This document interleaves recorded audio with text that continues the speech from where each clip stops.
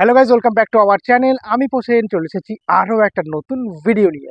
আর আজকের ভিডিওটা হবে কলকাতার আন্তর্জাতিক বইমেলার ভিডিও। তো তোমরা পুরো ভিডিওটা দেখতে থাকো, অবশ্যই তোমাদের এই ভিডিওটি ভালো লাগবে। চলো তাহলে আজকের ভিডিওটা এখানেই শুরু করা।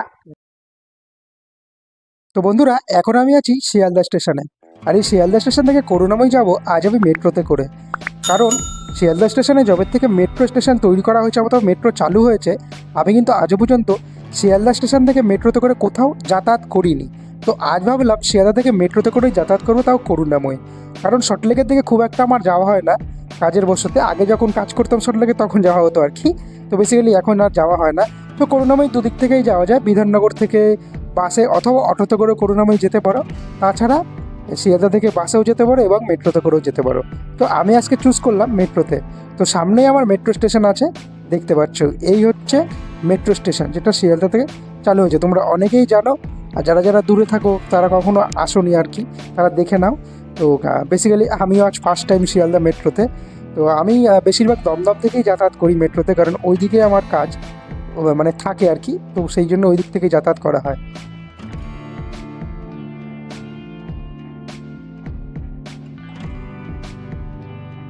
বন্ধুরা, এখন আমি আছি মেট্রো স্টেশনের পুরো ভিতরে, শিয়ালদা ডিভিশনে। তো দেখতে পাচ্ছ, এখানে এসে আমি তো পুরো অবাক হয়ে গেছি, কারণ এখানে ডোর সিস্টেম করে দিয়েছে। মানে ট্রেন যখন আসবে অটোমেটিক্যালি এই ডোরগুলো খুলে যাবে, আর যে যার মতন ঢুকবে, আবার অটোমেটিক্যালি বন্ধ হয়ে যাবে।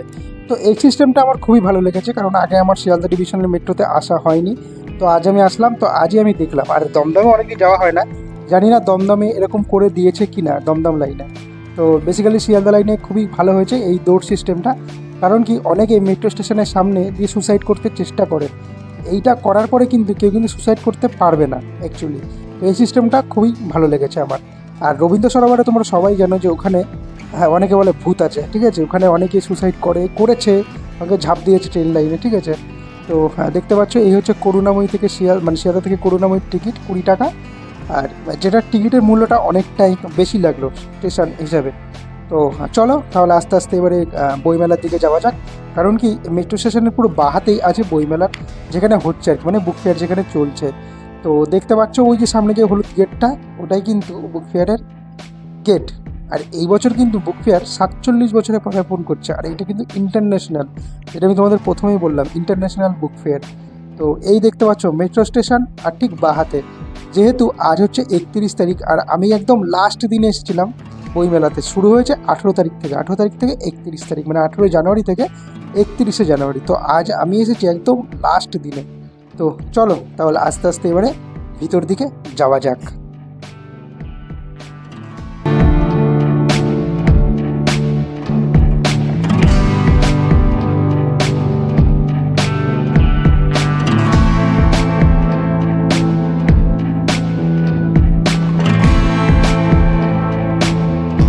চলে এসেছি কলকাতা 47তম বই মেলায়। তো যেহেতু আমি অনেক ছোটবেলায় একবার এসেছিলাম বই মেলায়, তো আজকে আবার আসলাম। তো আজকে আমার সাথে এসেছে আমাদের টিচার লিটন হাওলাদার। তো বেসিক্যালি এর জন্যই আসা। তো আমি অনেকদিনই আসি না, প্রায় একবারেই এসেছিলাম অনেক বছর আগে। তো আজকে আবার আসলাম।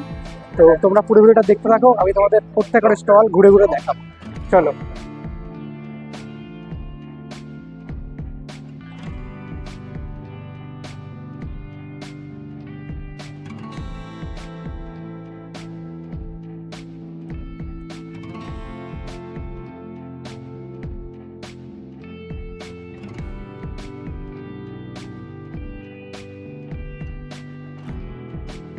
বন্ধুরা, এখন আমি তোমাদের আর্ট গ্যালারি দেখাচ্ছি। এখানে আঁকা ছবি বিক্রি করা হয়। তো দেখতে পাচ্ছ এখানে বিভিন্ন রকমের ছবি এঁকে রাখা হয়েছে, যেখানে জিজাস, বুদ্ধ, মানে বিভিন্ন রকমের ছবি এঁকে রাখা হয়েছে। আর এখানে কিছু ড্রয়িং আছে যেগুলো গ্রামের দৃশ্য, মানে কলকাতার বিভিন্ন অলিগলি দেখতে পাচ্ছ। ওখানে হাওড়া ব্রিজ, এবারে বিদ্যাসাগর সেতু, টাইটানিক, গণেশ ঠাকুর, দুর্গা ঠাকুর। ওই দাদার হাতে যেই দুর্গা ঠাকুরের ছবিটি তোমরা দেখলে, ওটার দাম 5,000 টাকা। আমি জিজ্ঞাসা করেছিলাম। এক একটা ছবির দাম এখানে 5,000, 6,000, 2,000, 1,000, 10,000, 20,000 অবধি আছে। তো বেসিক্যালি বুঝতেই পারছো আঁকা ছবির কতটা দাম হয়। বেশিরভাগ বইমেলাতেই বেশি দাম হয় আর কি। তো সামনে যে স্টলটি দেখছো, এটি হচ্ছে ভূতের গল্পের স্টল। তো এখানে বিভিন্ন ধরনের ভূতের বই পাওয়া যাচ্ছিল। আর আমি ভয়েসটা পরে বসাচ্ছি এই কারণে, আমি সেদিকে মাইক দিয়ে রেকর্ড করছিলাম ঠিকই, বাট চার্জ শেষ হয়ে গেছিলো হয়তো, তার কারণে ভালো করে রেকর্ডটা হচ্ছিল না। তার কারণে আমি তোমাদের পরবর্তী সময় ভয়েসটা বসিয়ে শোনাচ্ছি। আর নয়েজ তো এমনিতে অনেক থাকে, যেহেতু চারিদিকে গান বাজনা চলছিল আর কপিরাইটের ইস্যু থাকে, তোমরা বুঝতেই পারছো। তো এই ছিল আর্ট গ্যালারির দৃশ্য। এবার আমি তোমাদেরকে দেখাচ্ছি খাবার। তো এখানে দেখতে পাচ্ছ বিভিন্ন ধরনের খাবার আছে, যেমন রসগোল্লা, মিষ্টি দই, বিভিন্ন ধরনের ভ্যারাইটির মিষ্টি এখানে ছিল। তো এখানে অনেকটা দাম ছিল আর কি, বাইরের তুলনায় মিষ্টির দোকানের তুলনায় যে কোনো জায়গায় তুমি দেখবে, যেমন ফুড ফেস্টিভ্যাল, বই মেলা অথবা বিভিন্ন ধরনের যদি মেলা হয়, সেখানকার খাবারের দাম প্রচুর হাই থাকে। তো এখানে এই মাটির ভাঁড় দেখতে পাচ্ছ, এই ভাঁড়ের যা দাম ছিল প্রায় 40-50 টাকা। আর এখানে বিরিয়ানি ছিল, বিরিয়ানি সবই ছিল, মানে ভেজ ননভেজ সবই ছিল এই মেলায়। তোমরা যারা যারা বই মেলাতে গেছো তারা নিশ্চয়ই জানো মেলাটা কতটা বড় হয়। তো আমাদের ঘুরে দেখাতে অনেকটা সময় লাগবে, তার আগেই তোমাদের আমি দেখিয়ে দিলাম খাওয়ার জায়গাটা। এখানে হচ্ছে ওয়াচ টাওয়ার, যেখানে পুলিশ কর্মীরা এখানে থেকে আর কি ওয়াচ করছে আর কি। তো চলো এবার আমি তোমাদের বইয়ের স্টলের ভিতরে ঢুকিয়ে সেখানকার বইগুলো একটু ঘেটে নড়াচড়া করে তোমাদের একটু দেখাই। তো বেসিক্যালি বই মেলাতে খুব একটা আসা হয় না, তো আমরা যাই সাধারণত নর্মাল মেলায়, তা আমি তো যাই সেইভাবেই। তো আমি বই মেলাতে অনেক ছোটোবেলায় একবার এসেছিলাম, আর আজ এলাম অনেক বছর পর। তো এখানে দেখতে পাচ্ছ বিভিন্ন রকমের বই আছে। তো চলো স্টলটা একবার তোমাদের আমি ঘুরে দেখাই।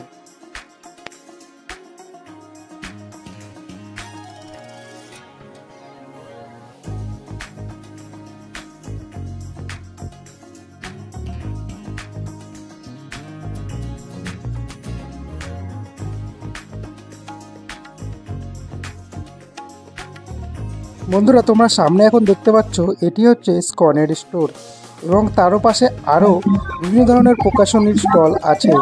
তো যেতে যেতে এখানে দেখলাম বাউল গান হচ্ছে।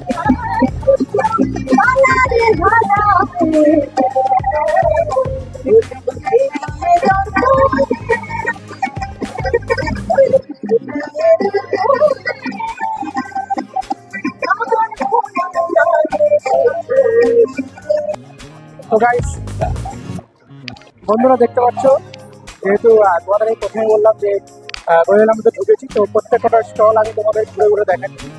তো যেহেতু এটা ইন্টারন্যাশনাল বইমেলা, তো তার কারণে এবারে যে বিদেশি স্টলগুলো আছে সেগুলোর দিকে আমি এবার তোমাদের নিয়ে যাচ্ছি, ঠিক আছে? তো তোমরা পুরো ভিডিওটা দেখতে পারবে।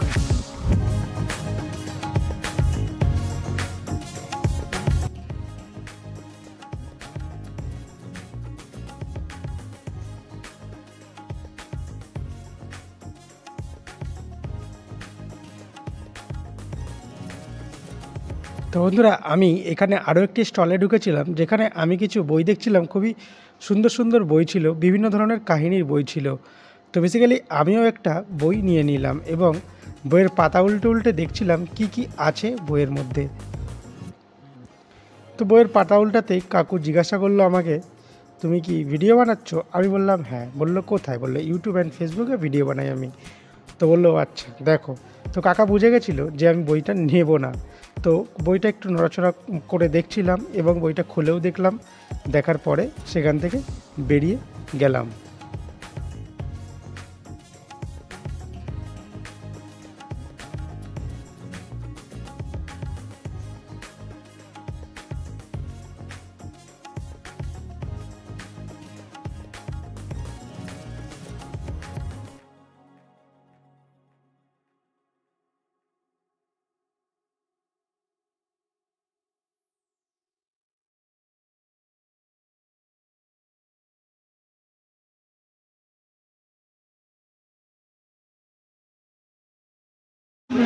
তো বন্ধুরা আমি তোমাদের এখন যে অলরেডি তোমরা ফেসবুকে ইউটিউবে দেখেছো একজন, যে হচ্ছে রবীন্দ্রনাথ ঠাকুর মতন পুরো দেখতে, তো তাকে আমি তোমাদের এখন দেখালাম, ঠিক আছে? আমার পিছনেই তিনি দাঁড়িয়েছে এই ভিড়ের মধ্যে, ঠিক আছে? ওখানে সবাই ফটো তুলতে ব্যস্ত। তো বেসিক্যালি দেখলে সামনাসামনি তোমরা চমকে যাবে, মানে পুরোপুরি রবীন্দ্রনাথ ঠাকুরের মতন দেখতে। শিশুদের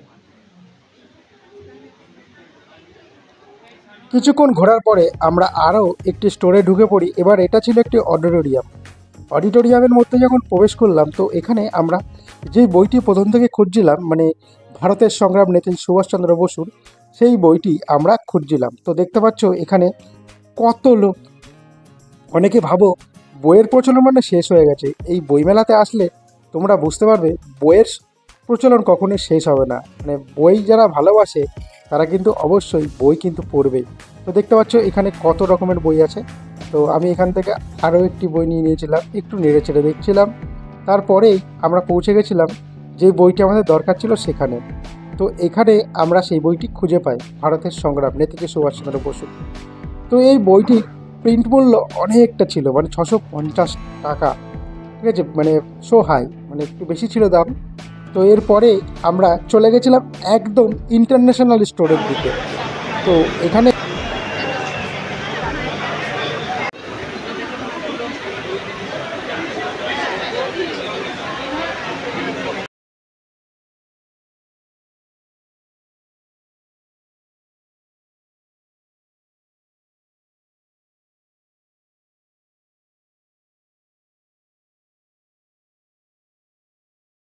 অত্যাচার নেই, ব্যভিচার নেই, লিঙ্গভেদের অপমান নেই, নিয়তির নিষ্ঠুর পরিহাস। তো গাইস সামনে দেখতে পাচ্ছ এটা হচ্ছে বাংলাদেশের বইয়ের স্টোর, আর ওই সাইডে দেখতে পাচ্ছ ইউএসএ। ঠিক আছে, এখানে প্রত্যেক মানে ইন্টারন্যাশনাল যেহেতু বুক ফেয়ারটা, তার কারণে কিন্তু সব দেশের কিন্তু এখানে কিন্তু আছে। এরপরেই আমরা চলে এসেছিলাম যেখানে ইন্টারন্যাশনাল স্টোরগুলি আছে। আমাদের চোখের সামনে এখন আছে বাংলাদেশ স্টোর। তো বাংলাদেশের কিছু বই আমরা এখন দেখব ভিতরে গিয়ে। চলো তাহলে আস্তে আস্তে ভিতরের দিকে যাওয়া যাক।